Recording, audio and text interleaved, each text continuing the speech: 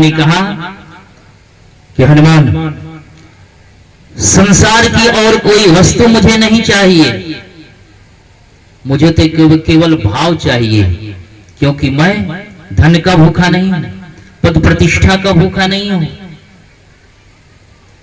जमीन का भूखा नहीं हूं, मकान का भूखा नहीं हूं, मैं एकमात्र भूखा हूं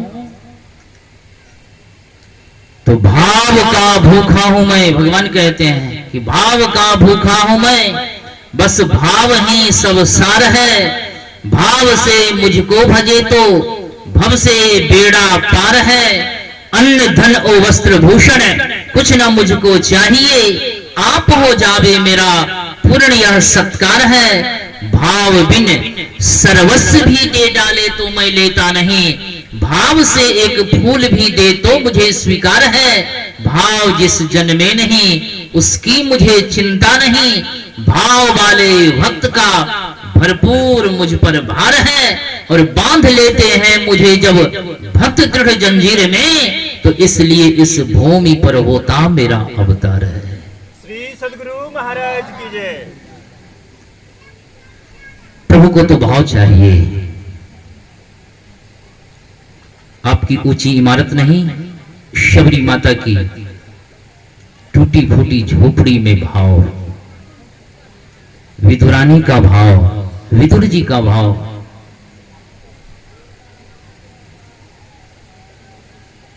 हनुमान जी कहते हैं कि प्रभु,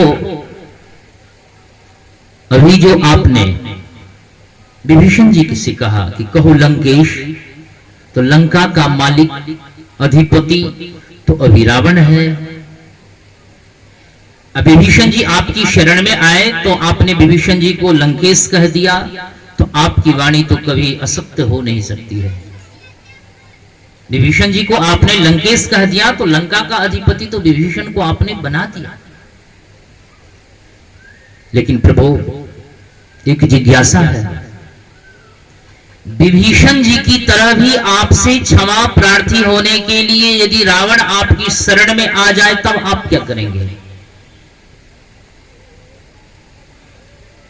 इसको तो आपने अधिपति बना दिया लंका का, अब वो भी क्षमा प्रार्थी होने के लिए आपकी शरण में यदि आ जाए तब आप क्या करेंगे?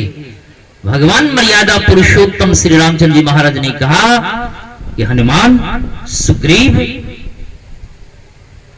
मैंने विभीषण जी को कहा लंकेश, तो लंका का अधिपति तो विभीषण जी को बना दिया, लेकिन यदि मेरी शरण में रावण भी आ जाए क्षमा प्रार्थी होने के लिए,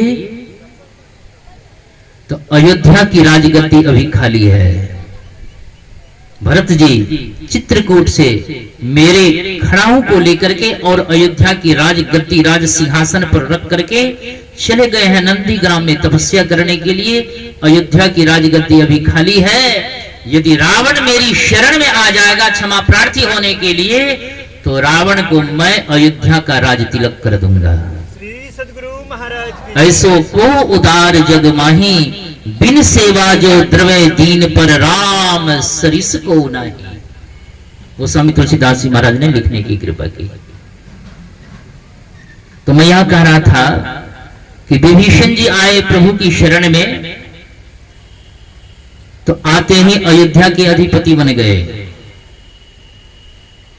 अर्थात जो अपने परलोक को सुधारता है तो इहलोक तो उसका स्वाभाविक बन जाता है।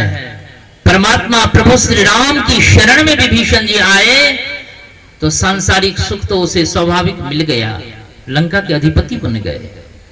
इसीलिए भगवान श्री रामचंद्र जी महाराज कहते हैं कि ज्यों परलोक यहां सुख चाहो, सुनि मम वचन हृदय दृढ़ गहो। मेरे वचनों को आप लोग सुने और सुन करके हृदयंगम करें, अपने अंतःकरण में धारण करें।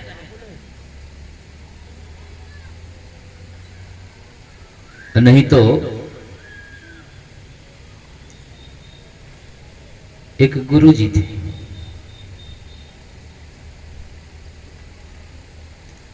तो गुरु जी की शरण में एक चेला आया। चेला ने कहा कि गुरु जी कुछ हमको ज्ञान दीजिए, कुछ पढ़ाइए, उपदेश कीजिए। तो गुरुजी ने कहा कि ठीक है, तो रामचरितमानस तुमको सिखलाता हूं, बतलाता हूं, रामचरितमानस का उपदेश करता हूं। तो चेला ने कहा नहीं गुरु महाराज, रामचरितमानस नहीं, वो साधारण है, ऊपर कुछ ऊपर का ज्ञान दीजिए। तो गुरुजी ने कहा कि ठीक है, तो श्रीमद् भगवत गीता का ज्ञान मैं तुम्हें प्रदान करता हूं।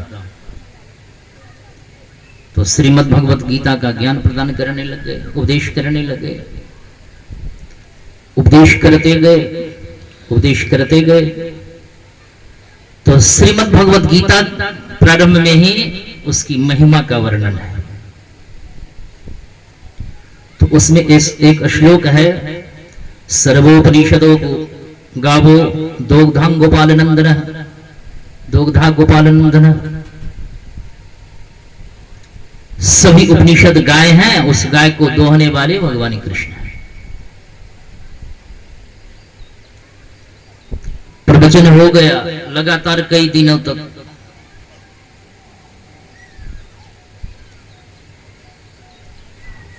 गुरुजी ने पूछा कि बेटा समझा कि नहीं? कई दिनों से मेरा उपदेश हो रहा है गीता के ऊपर, तो कुछ समझा कि नहीं? और चेला ने कहा कि गुरु महाराज क्या बात करते हैं, भला आप समझाएंगे और मैं नहीं समझूंगा? कौन साधारण सी बात आप कहते हैं। लेकिन हाँ गुरुजी, एक जगह मैं नहीं समझ सका, सुन तो रहा हूं लेकिन एक जगह नहीं। तो कहा, तो आपने कहा कि सर्वोपनिषदों गावो दोग्धा गोपालनंदन, तो दो गधा कौन है? दो गधा। तो गुरुजी मन में सोचने लगे कि इतने दिनों से समझा रहा हूं, जब मैं पूछता हूं कि समझा कि नहीं, तो ये हर समय कहता है कि हाँ गुरुजी आप समझाएंगे, भला मैं नहीं समझूंगा। अब फिर पूछता है कि दो गधा कौन है?